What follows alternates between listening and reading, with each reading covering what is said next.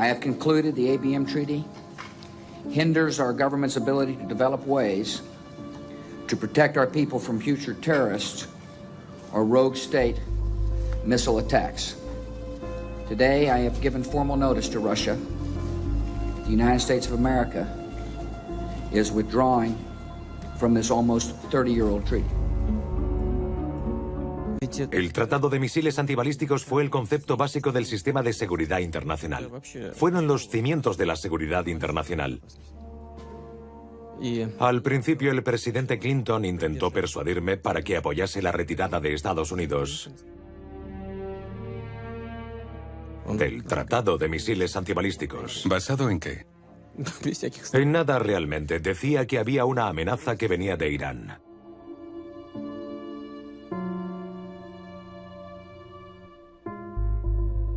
Después, el presidente Bush intentó lo mismo. Yo propuse que deberíamos trabajar juntos en un sistema de misiles antibalísticos entre los Estados Unidos, Rusia y Europa.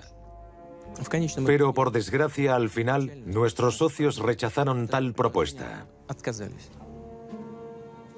Pero para preservar el elemento clave de la estabilidad y seguridad internacional, concretamente la estrategia de balance de poder, deberíamos estar obligados a desarrollar nuestras capacidades ofensivas.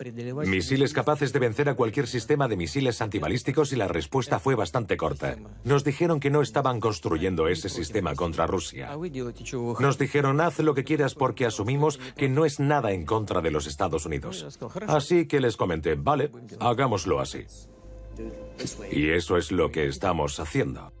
The system we are contemplating would not undermine Russia's deterrent or the principles of mutual deterrence and strategic stability.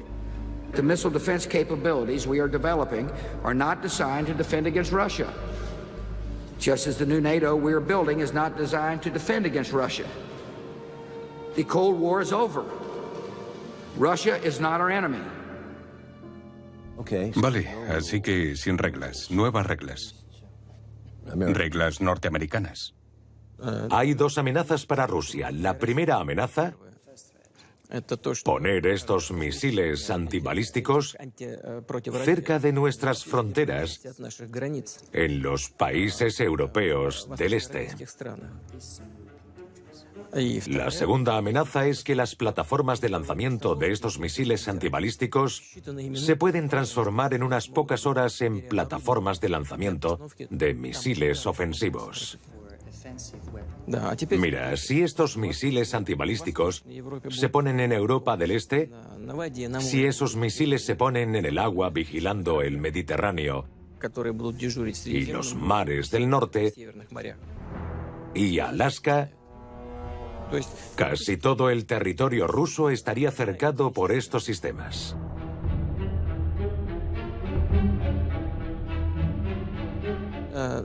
Como puedes ver, ese es otro gran error de estrategia de nuestros aliados. Porque todas estas acciones serán respondidas adecuadamente por Rusia. Y esto solo significa que habrá un nuevo ciclo de carrera armamentística. Y nuestra respuesta va a ser mucho más barata que el sistema de misiles antibalísticos. Por supuesto, nuestra respuesta puede ser más tosca, no tan sofisticada. Pero los sistemas que vamos a construir van a ser eficientes y vamos a preservar la llamada paridad estratégica. Que haya equilibrio es de suma importancia. Bueno, esto es lo que Reagan y Gorbachov casi consiguieron en 1986.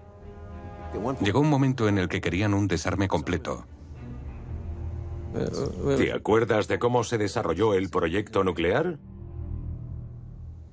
Cuando los Estados Unidos crearon la bomba atómica y la Unión Soviética entró en la carrera y empezó a desarrollar de forma activa el programa nuclear. Rusia tenía tanto a los científicos rusos trabajando como a científicos extranjeros, principalmente alemanes. Sí, cierto. Pero nuestra inteligencia también recibió mucha información de los Estados Unidos. Basta con recordar al matrimonio Rosenberg que fueron electrocutados. Ellos no adquirieron esa información, simplemente la estaban transfiriendo. ¿Pero quién la adquirió?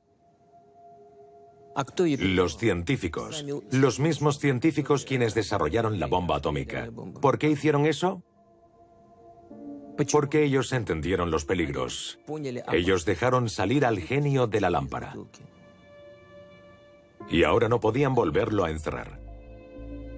Y este equipo internacional de científicos creo que eran más inteligentes que los políticos. Ellos le dieron esta información a la Unión Soviética por voluntad propia para restaurar el equilibrio nuclear en el mundo. ¿Y qué estamos haciendo ahora? Estamos intentando destruir ese equilibrio. Y ese es un gran error. Entonces pare de referirse a ellos como nuestros socios. Dice eso mucho. Pero en el diálogo tiene que trascender eso.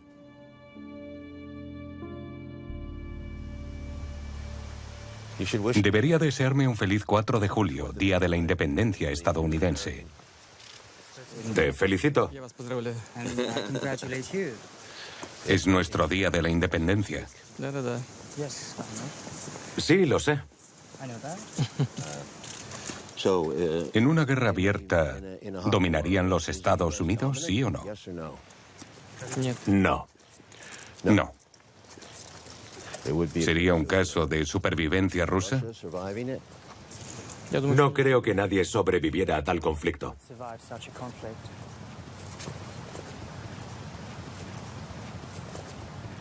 Ni siquiera con los escudos antimisiles. Por ahora, un escudo antimisil no protegería todo el territorio de los Estados Unidos. Hay una gran amenaza que se deriva de la ilusión de ser protegido y esto podría llevar a un comportamiento más agresivo. Entiendo. Por eso es tan importante prevenir acciones unilaterales. Esa es la razón por la cual proponemos trabajar juntos en el sistema de misiles antibalísticos. Esto es lo que propuso originalmente John Kennedy con Nikita Khrushchev en 1963. Mira, si te vas a ir al pasado, déjame que te recuerde la razón por la cual empezó la crisis de los misiles de Cuba. No soy admirador de Khrushchev, pero poner misiles soviéticos en Cuba fue provocado por el posicionamiento de misiles norteamericanos en Turquía. Desde ahí, esos misiles podían alcanzar fácilmente el territorio de la Unión Soviética. Esa es la razón por la cual Khrushchev respondió poniendo los misiles en Cuba. Sí. No fue él quien inició la crisis de los misiles en Cuba. Fueron momentos difíciles. Stanley Kubrick, un cineasta al que admiro mucho, hizo una película fantástica llamada Teléfono Rojo, volamos hacia Moscú. ¿La ha visto? Debería verla, realmente merece la pena. Es un clásico, porque el señor Kennedy estaba lidiando con el sistema militar que había estado creciendo y creciendo desde la Segunda Guerra Mundial. Y ellos, los generales, en ese momento sabían que la Unión Soviética no tenía la capacidad de hacerles frente. Muchos dijeron que ese era el momento apropiado para destruir a la Unión Soviética, así que hubo un deseo unilateral de atacar Rusia. Kennedy dijo, estáis locos. Y entonces otros conflictos se desarrollaron en Berlín y Cuba, y la situación se hizo más peligrosa.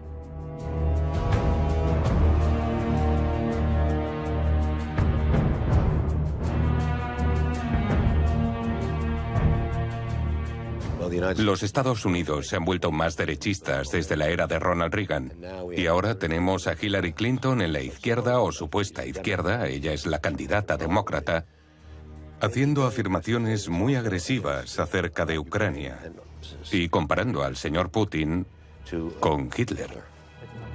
Now, if this sounds familiar, it's what Hitler did back in the 30s. The ethnic Germans, the Germans by ancestry, who were in places like Czechoslovakia and Romania and other places, Hitler kept saying they're not being treated right. I must go and protect my people, and that's what's gotten everybody so nervous.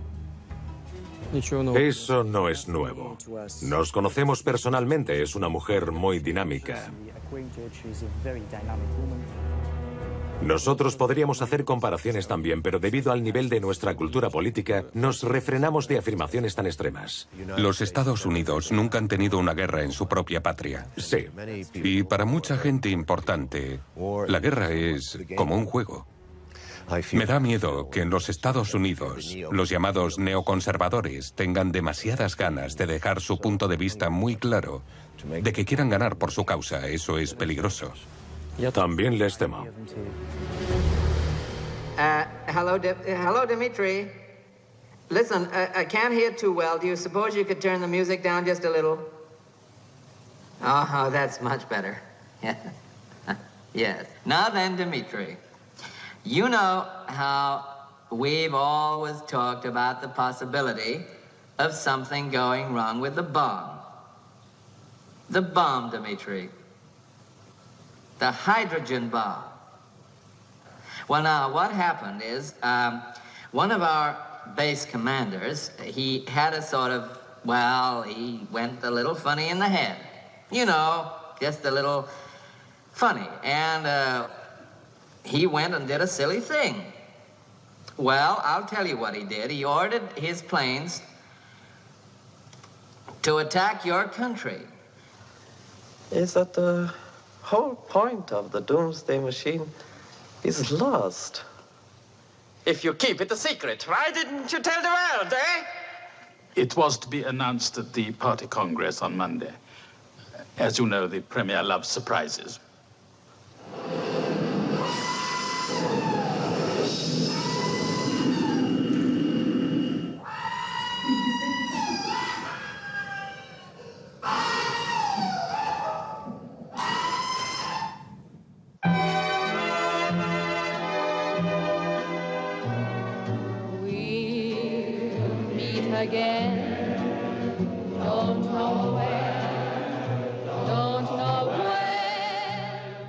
Gran parte de este material era desconocido en la época. Se reveló en la película.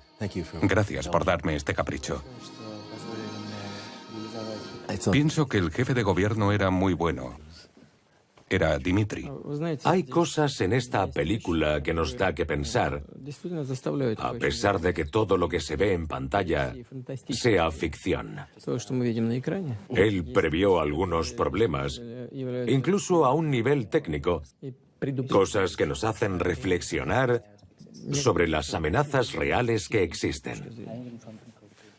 El concepto de invierno nuclear, el fin del mundo, era la bomba de hidrógeno. Los científicos hablaron sobre eso justo después de la guerra. Y Truman siguió adelante sin prestarles atención. Lo que pasa es que poco ha cambiado desde aquello. La única diferencia es que los sistemas de armas modernas son más sofisticados, más complejos. Pero esta idea de un arma tan peligrosa y la incapacidad de controlar un arma de ese calibre es verdad, incluso hoy en día. Se ha hecho más difícil y más peligroso. Me lo creo.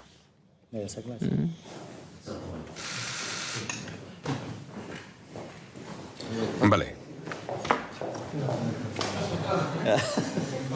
Típico regalo norteamericano.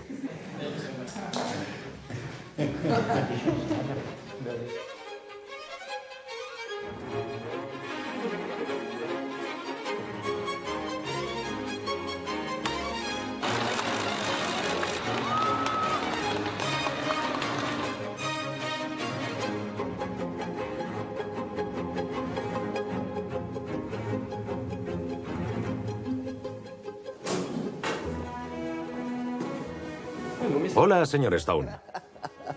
Se le ve colorido, como super ratón. Es guay. Afortunadamente, cuando estoy sobre el hielo me siento grande. Muy bien. Intentaré no decepcionarle. Estaré viéndole en la pista. Gracias. ¿Algún consejo? Debes animarme, no solo mirarme. ¿Él le ha dicho a los otros jugadores que va a anotar 2 puntos o 1? Nunca se puede predecir eso porque es un deporte. Tienes que hacerlo lo mejor que puedas. ¿Les exigen mucho? ¿Por qué no? No pasa nada.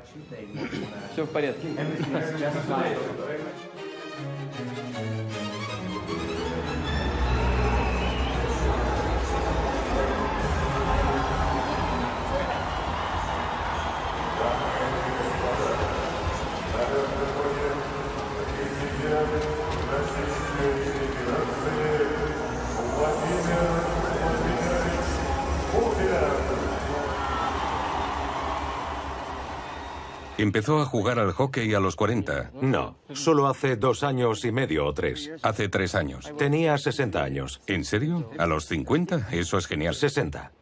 60, perdón. Sigo pensando que tiene 53 en lugar de 63 años. No sabía patinar. Si usted... No sabía patinar. Lo sé, me enteré. Siempre es interesante aprender cosas nuevas. ¿Se cayó una vez? Probablemente 2 veces. Probablemente estuviese cansado. 2 veces. No, simplemente tropecé. ¿No tenía las piernas cansadas a su edad? Venga. Está bien. Si se golpea, se le puede romper un hueso fácilmente, ¿no? Bueno, a veces pasa. Sí, claro, ya. Pero así son los deportes. He practicado judo toda mi vida y nunca he tenido una lesión seria. ¿Qué pasa si alguien de uno de los 2 equipos admite que es gay en Rusia? ¿Se quedaría callado? Hay una cosa que le quiero decir. No tenemos ninguna restricción, ninguna persecución basados en el género de las personas. Es más, hay mucha gente que ha proclamado su orientación sexual no tradicional y hemos mantenido relaciones con ellos. Muchos de ellos han logrado resultados importantes en su campo de actividades. Muchos incluso han recibido premios del Estado por los éxitos logrados. No hay ninguna restricción. Hay una ley de propaganda. Hay una ley que prohíbe la propaganda de la homosexualidad dirigida a menores. El razonamiento de la ley es que los niños puedan crecer sin que se les influencie. Cuando él o ella crezca, pueden tomar su decisión de cómo van a organizar sus vidas, incluyendo sus vidas sexuales. Y cuando sean mayores de edad, a los 18, no hay ninguna restricción.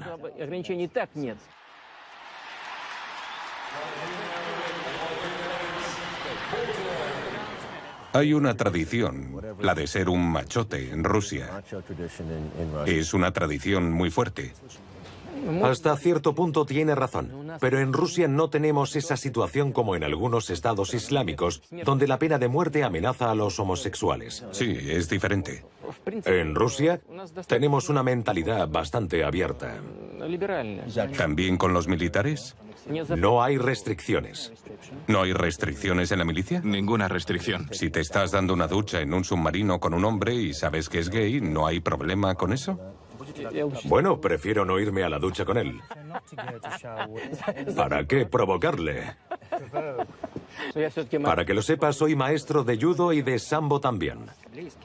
Puedo decirte esto como jefe de Estado. Creo que es mi deber mantener los valores tradicionales y los valores familiares. ¿Por qué? Porque los matrimonios de personas del mismo sexo no tienen hijos. Dios así lo ha decidido. Y tenemos que cuidar los nacimientos. En nuestro país tenemos que reforzar las familias. Pero eso no significa que tenga que haber persecuciones contra la gente. Pero quiero destacar una cosa. En una sociedad donde tantas cosas van mal habrá muchos huérfanos. Y muchos de esos huérfanos pueden ser adoptados por parejas del mismo sexo. Sí, es posible. No puedo decir que a nuestra sociedad le agrade eso, y soy bastante honesto con eso. Un niño creo que tendrá más libertad cuando haya crecido. Si lo han hecho en una familia tradicional, tendrán más opciones.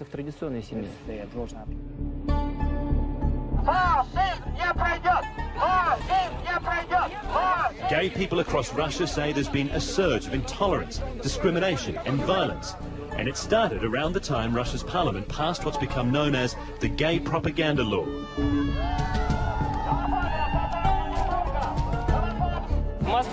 Moscow is not Sodom. We are here to support normal people that want to create families. He oído que hace ejercicio casi a diario, 5 veces por semana. Todos los días. ¿Los 7 días? No. Sí. Eso es mucho. No, es normal. ¿Natación primero y luego al gimnasio? No, primero al gimnasio y luego nadar. Sí, claro. Se relajan los músculos. ¿Piensa mientras nada? ¿Tiene ideas? A cada minuto. ¿En el subconsciente? ¿Es como la meditación? No, cuando nado me vienen pensamientos absurdos. ¿Esto es para bádminton? Tenis. Esta es una estatua del fundador del judo. Maestro de judo. ¿Le gusta? Mucho. Bien. Sí. Así que su energía agresiva sale en el judo de la mañana o en el ejercicio, ¿no? Sí, intento hacer eso. También requiere cierta adrenalina. ¿Tiene entrenador? ¿Un maestro de judo? Solía tener uno. Sí. Creo que soy un maestro. Los entrenadores son para la gente que quiere competir. Yo lo hago solo por hacer ejercicio. Y además, lo he estado practicando desde los 13 o 14 años sin interrupción. Probablemente le ayude mucho. Sí, ya veo. Tengo que mencionar algunas preocupaciones que se publican en la revista Foreign Affairs, que yo considero como el punto de vista del gobierno. Es como el Consejo para Relaciones Extranjeras. Ellos publicaron esto y tienen todo tipo de expertos que vinieron y escribieron cada uno en sus campos en Rusia. Algunas de estas preguntas las hicieron ellos. Algunos se lo imaginan y otros quieren pensar que es verdad. Son solo sueños. Algo que ellos quieren pensar sobre mí. Sí, este es su punto de vista. No es la realidad. Y los que escribieron eso lo saben. Entiendo. Pero es su punto de vista oficial y se les escucha en Washington y con esto es con lo que hay que lidiar. Hay gente diferente en Europa y los Estados Unidos, gente con opiniones diversas. Cierto. Hay gente que mira 25, 30 o 50 años en el futuro y piensan sobre los retos que emergerán en ese futuro. Y tienen actitudes distintas hacia Rusia. Hay algunos que viven de campaña en campaña y solo pueden pensar sobre sus propios intereses políticos. No discutiré eso. ¿Por qué usted, después de 2001, acepta la invasión militar de Estados Unidos del Asia Central? Creí que teníamos un reto común. La amenaza del terrorismo venido de Afganistán. Creí que teníamos que trabajar juntos y apoyar a los Estados Unidos. Y lo que es más, el presidente de los Estados Unidos dijo que ellos no estarían aquí para siempre, que en unos años, no décadas, se irían. ¿Él dijo que no se quedarían aquí para siempre? Sí, eso es exactamente lo que dijo. Él nos pidió ayuda unos años y nosotros decidimos prestársela. Os ayudaremos, es lo que les dijimos. ¿No lo creería en serio? Quiero decir que en 2007, en Múnich, él quiso otro tipo de relaciones, ¿no? Entre 2002 y 2003 quiso invadir Irak y luego en 2004 intervino en la Revolución Naranja ucraniana. ¿Qué pensó cuando se terminó la Revolución ucraniana? Hundreds of thousands of pro-democracy Ukrainians in the streets today protested against the results of the presidential election, pitting their candidate, the West-leaning challenger Viktor Yushchenko, against the pro-Moscow Prime Minister Viktor Yanukovych. They claim Yanukovych's victory was rigged, with reports of ballot stuffing and voter intimidation. Viktor Yanukovych ganó esas elecciones, pero parece que la gente no estuvo de acuerdo y se amotinaron. Estos disturbios fueron apoyados activamente por los Estados Unidos. Se llevó a cabo una tercera vuelta en las elecciones, violando la constitución del país. Esto se puede percibir como un golpe de Estado. In Ukraine today, anti-government demonstrators finally had something to celebrate. The parliament voted to disband the government of the candidate who has been declared the winner of the disputed presidential election. Opposition leader Viktor Yushchenko joined his supporters in a victory celebration early this morning. With most votes counted, the Western-leaning economist leads by an insurmountable 9 percentage points. He thanked the hundreds of thousands who had taken to the streets to demand democratic change. Earlier, his opponent, the Soviet-style Prime Minister Viktor Yanukovych, looked defeated but conceded nothing. Los políticos a favor de Occidente llegaron al poder, el señor Yushchenko y la señora Timoshenko. No puedo decir que le diera la bienvenida a esta ola de cambio en el gobierno, y aún así, mantuvimos la cooperación con el nuevo liderazgo. Yo fui a Kiev y ellos vinieron a Moscú. Nos reunimos en países de terceros. Implementamos nuestros planes de cooperación. Pero sus políticas no eran aceptadas por los ucranianos. Esa es la razón por la que después de que se acabase el periodo del señor Yushchenko, el señor Yanukovych fue elegido nuevo presidente. La filosofía de la política extranjera norteamericana en esta región consiste en prevenir por cualquier medio necesario la reconciliación de Ucrania con Rusia, porque esta reconciliación se percibe como una amenaza. Algunas personas piensan que eso llevaría a Rusia a un aumento de poder e influencia, y ellos creen que deben usar cualquier medio necesario para prevenir una reconciliación entre Rusia y Ucrania. Creo que fue basado en esta ideología y no en la búsqueda de la libertad de los ucranianos. Esa era la base de las acciones de nuestros aliados en los Estados Unidos y Europa: apoyar los elementos nacionalistas radicales en Ucrania. Desde este punto de vista, el apoyar estos elementos es una situación siempre ganadora. En ese caso, el objetivo se consigue impecablemente, pero miramos a un marco más grande, no desde el punto de vista de la confrontación, de intentar traer satélites a nuestro lado basados en una amenaza externa. Si miras hacia adelante, 25 años en el futuro, tendrás una visión de cómo la situación del mundo se va a desarrollar. Por consiguiente, necesitas cambiar la filosofía de los asuntos internacionales.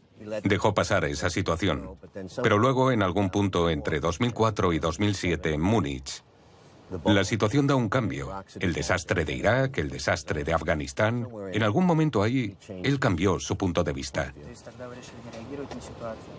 En Múnich pregunté, ¿cómo evaluamos la situación? La Unión Soviética se colapsó. Ya no hay un enemigo, un adversario de los Estados Unidos y de Occidente. Así que, ¿cuál es el objetivo de expandir la OTAN? ¿En contra de quién? Para asegurar la seguridad de muchos países, si ellos se sienten amenazados, no es necesario expandir la OTAN. Puedes concluir con acuerdos bilaterales de asistencia mutua y seguridad. No hay necesidad de crear la imagen de un adversario. Ha habido 2 olas de expansiones de la OTAN. I can't wait to visit with my friend Vladimir Putin in Shanghai to reiterate once again that the Cold War is over. It's done with, and that there are new threats that we face. Después de eso, los Estados Unidos se han retirado de forma unilateral del Tratado de Misiles Antibalísticos en 2001. Y nos han estado diciendo siempre que no deberíamos estar preocupados por eso, que no es una amenaza para Rusia. Presuntamente hicieron eso para contrarrestar la amenaza de Irán. Sí, sí. Pero ahora el problema iraní no está. Sí. Se ha firmado un tratado, Irán ha renunciado a los programas nucleares militares.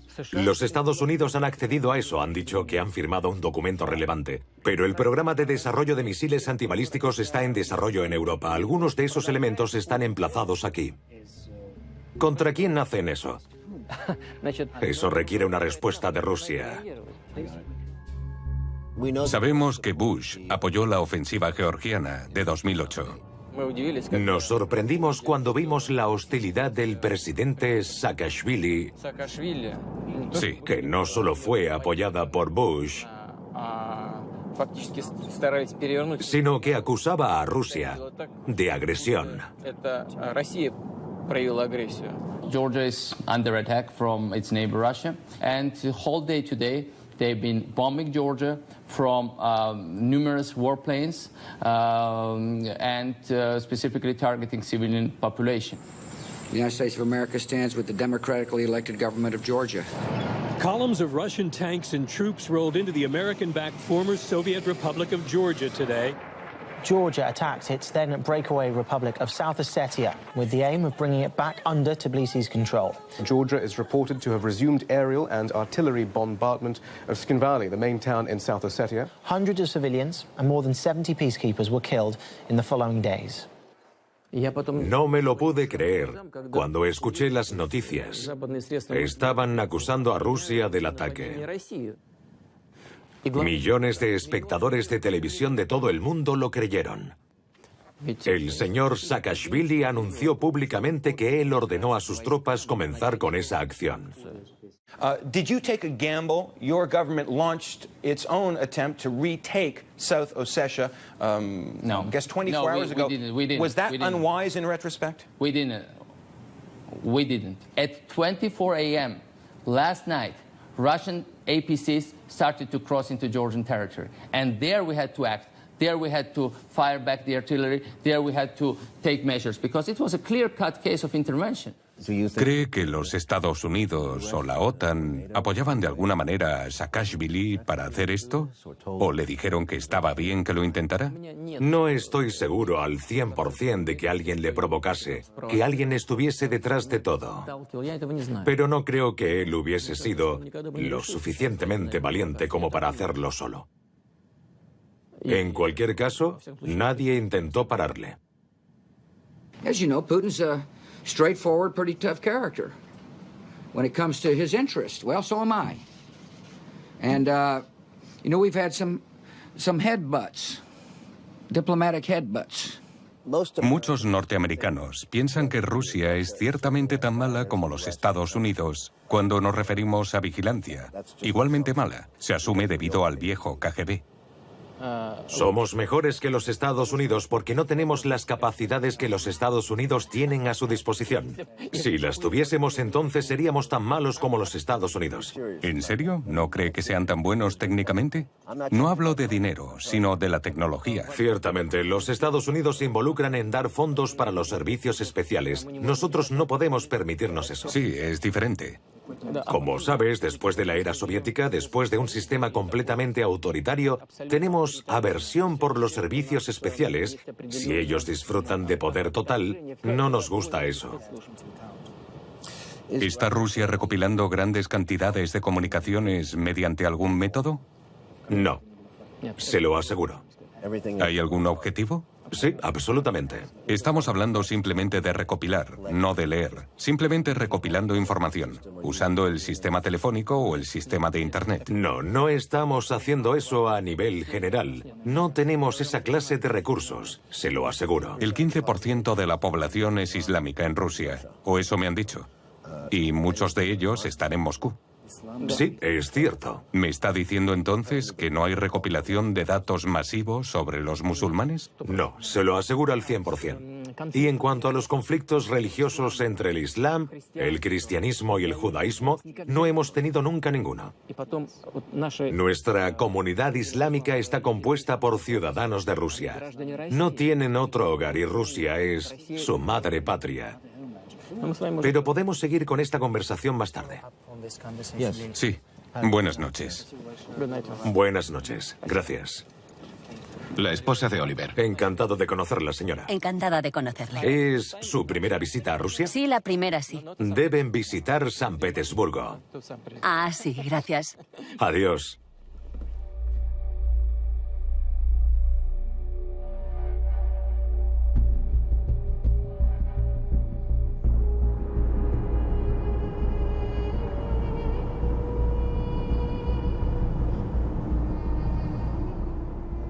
Quiero hablar sobre Snowden. Dijo que estaba bien con Bush y presuntamente estaba bien con Obama. Hacía tratos con él sobre Siria. Estaba haciendo tratos con él sobre Irán y de repente le da asilo a Edward Snowden. No es exactamente así.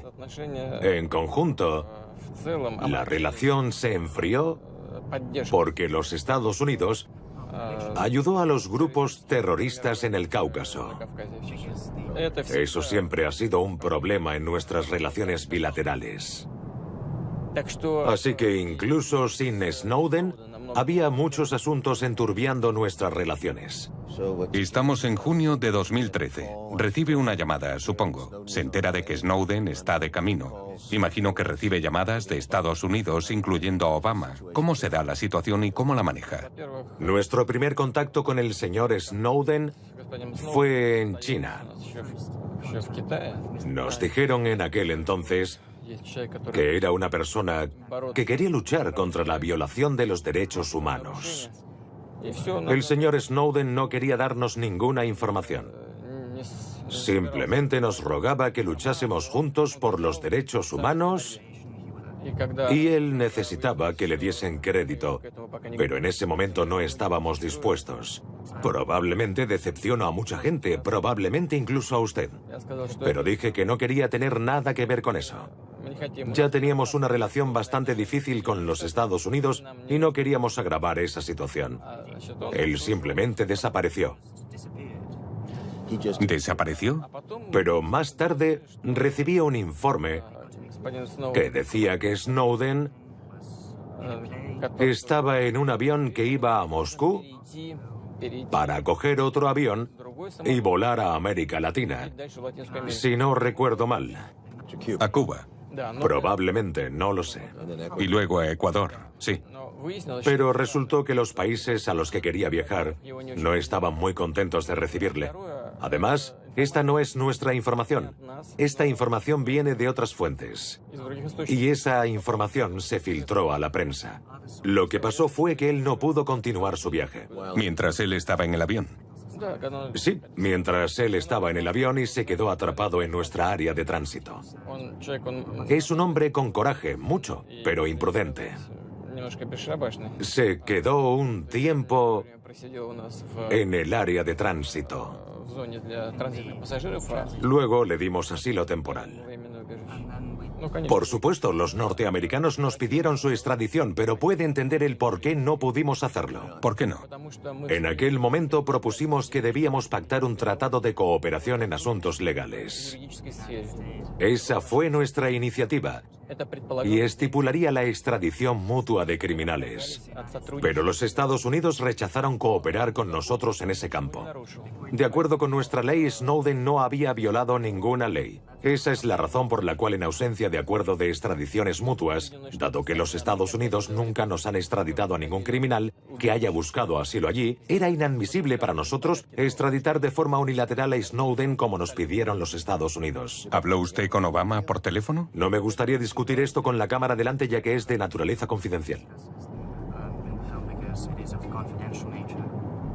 Permítame que le pregunte. Estoy seguro de que como exagente del KGB debe haber odiado lo que hizo Snowden con cada fibra de su ser.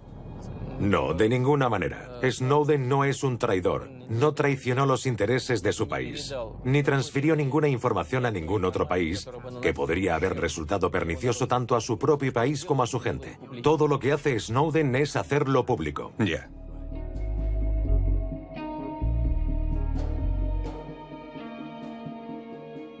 ¿Está de acuerdo con lo que hizo?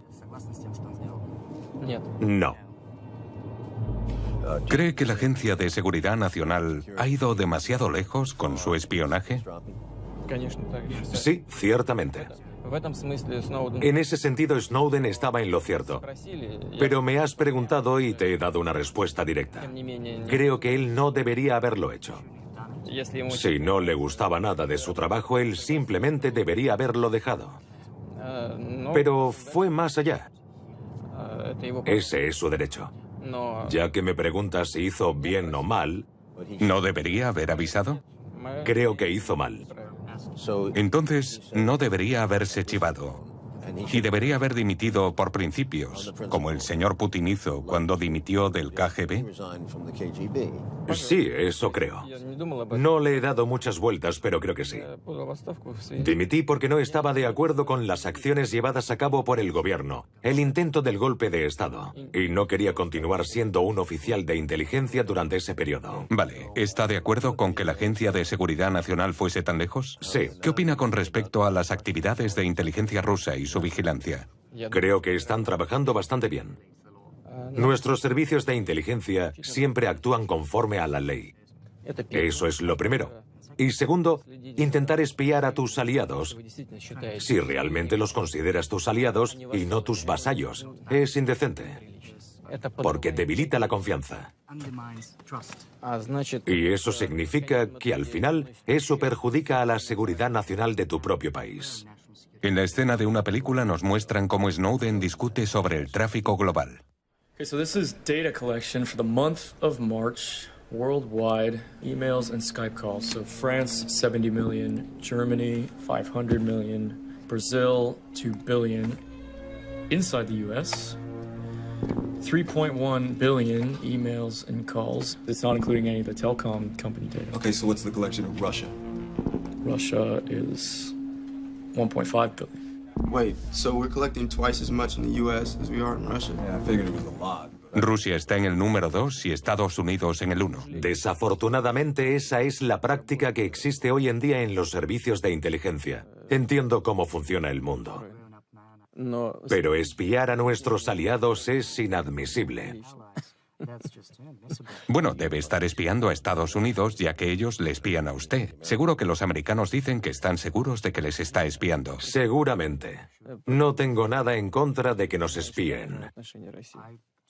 El asunto Snowden, en lo que afecta a las relaciones entre Estados Unidos y Rusia, tuvo un gran impacto para los neoconservadores en Estados Unidos. Estos parecían enfocarse en Rusia otra vez. De hecho, no mucho más tarde, apareció el asunto de Ucrania. Creo que consideraría a Snowden como un peón en el juego, a menos que le quisiesen aquí, en Moscú, para ponerles en un aprieto. No lo creo. Eso es demasiado sutil para ellos. ¿Ah, sí? ¿Lo es? No. Por eso estoy seguro de que las autoridades estadounidenses están actuando bajo la presión de las circunstancias y que han cometido muchos errores. Sus errores son los que han salvado a Snowden, porque de otro modo él ya estaría en prisión. Sí. Es una persona con coraje y lo admito, y tiene carácter. Muy fuerte. No sé cómo va a continuar con su vida. Bueno, una cosa está clara. Creo que en el único lugar en el mundo donde puede estar a salvo es aquí, en Rusia. Yo también lo creo. Hay una gran ironía en todo esto. En los viejos tiempos, los desertores irían a Estados Unidos. Ahora es al revés. No hay nada extraño sobre eso hoy en día. Porque por mucho que ellos intenten hacer que Rusia parezca un demonio, Rusia es un país democrático y un país soberano. No, no digo eso. Hay riesgos y ventajas en ello. Porque solo hay un puñado de países que pueden ejercer su soberanía. Los otros países tienen la carga de las llamadas obligaciones con aliados. En realidad, ellos se han limitado su propia soberanía por su propia voluntad.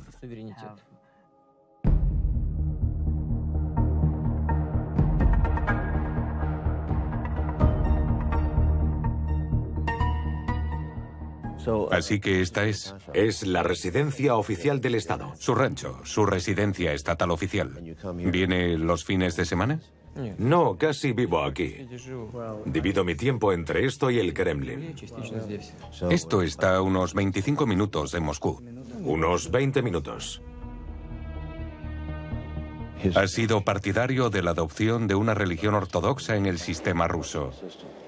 Ha sido un gran defensor de la misma. No fui yo quien lo hizo, los mismos rusos lo hicieron. Lo entiendo, pero ha habido un renacimiento de... Este renacimiento se debe al hecho de que la ideología comunista ha dejado de existir y ha dejado un vacío ideológico. Y ese vacío solo puede llenarlo la religión. Ya. Cuando viene aquí, ¿dónde se sienta? ¿Hay sillas?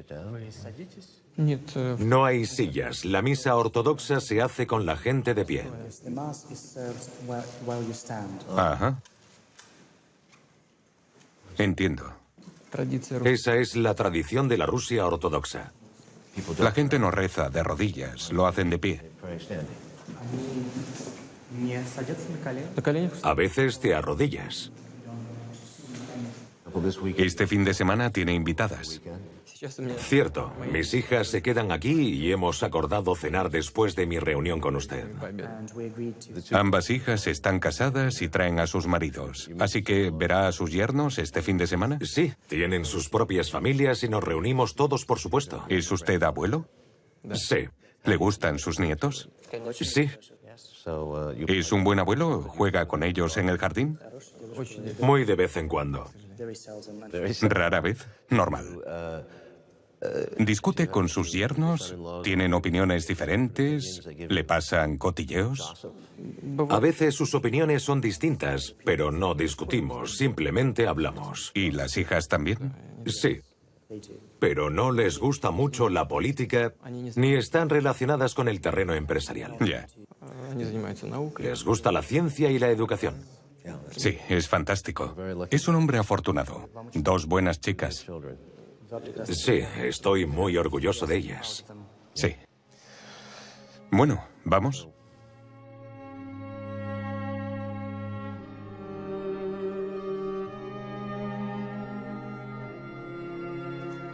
Es una belleza. ¿De qué raza es?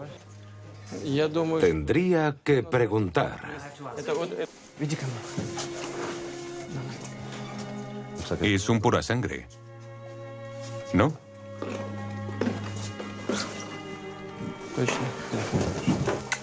¿Monta? Rara vez, desafortunadamente. Ven aquí, cariño. Si le tiran, son caballos grandes. Sí, me he caído y volado por encima de la cabeza del caballo. Vaya, eso es peligroso. Yo me habré caído unas 5 o 6 veces. Y de uno pequeño.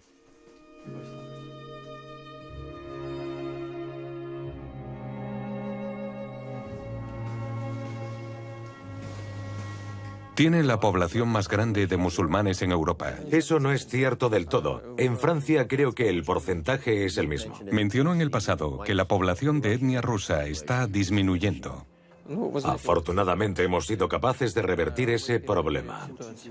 Ajá. Es el tercer año consecutivo que estamos siendo testigos de un incremento de la población, incluyendo las regiones que tradicionalmente han sido pobladas por la etnia rusa.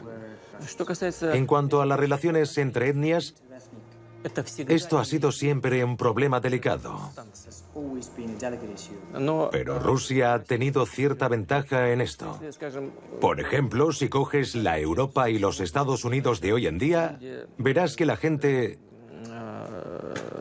con otras religiones son en su mayoría inmigrantes. En Rusia es diferente. Esas personas con otras religiones son rusos. Y Rusia es su casa y no otra. Desde el principio, Rusia estuvo emergiendo como un país multirreligioso y multiétnico.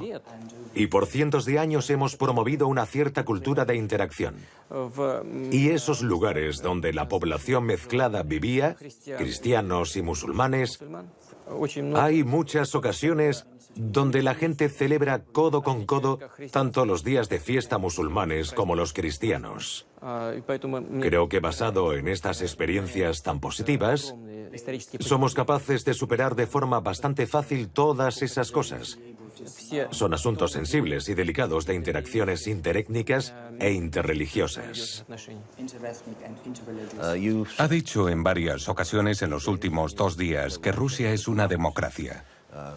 Los críticos en Estados Unidos, que son muchos, dirían que Rusia no es una democracia, que Rusia es un Estado tradicionalmente autoritario y que hay parlamento, pero que no decide, que no toma la mayor parte de las decisiones. Hay una limitación a la televisión de los partidos de la oposición porque su partido domina los medios de comunicación. El proceso de registro es difícil para estos partidos de la oposición. Dicen que hay falta de independencia judicial, aunque eso es un viejo problema en Rusia, creo. Estas son las típicas críticas que lanzan contra usted. Me gustaría brindarle la oportunidad de dar su respuesta. En lo que se refiere al carácter democrático del Estado ruso, simplemente echa un vistazo. Por unos cientos de años nuestro país estaba estructurado como una monarquía y luego pasó por la llamada revolución que tuvo lugar en 1917. Los comunistas llegaron al poder. Stalin se encontró al timón del Estado. Hasta principios de 1990 no pasaron los acontecimientos que serían la base de una nueva etapa en el desarrollo de Rusia. Ciertamente, no se puede esperar que tengamos de forma instantánea el mismo modelo democrático que los Estados Unidos, Alemania o Francia. La sociedad, como cualquier organismo vivo, debe desarrollarse paso a paso, de forma gradual. Ese es el proceso normal de desarrollo. Ha mencionado el acceso a los medios de comunicación. Tenemos cientos de compañías de televisión y de radio. Y el Estado no controla sus tendencias, porque eso sería imposible. Pero el problema con las fuerzas de la oposición no es solo luchar por el poder, el gobierno. Ellos tratan de demostrar a los votantes que sus políticas son mejores y que beneficiarán a la población.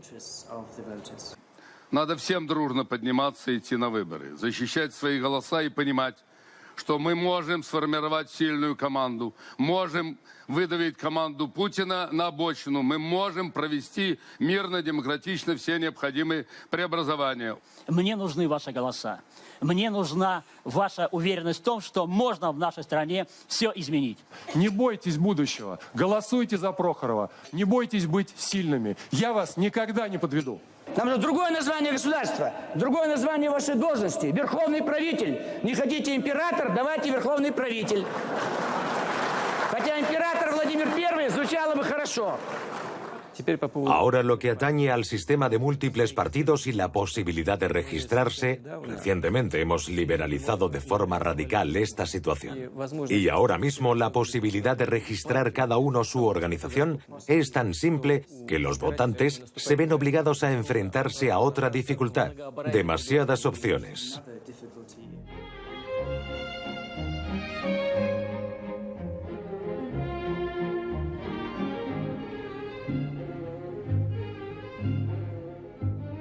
¿Qué piensas sobre los candidatos en las elecciones de Estados Unidos?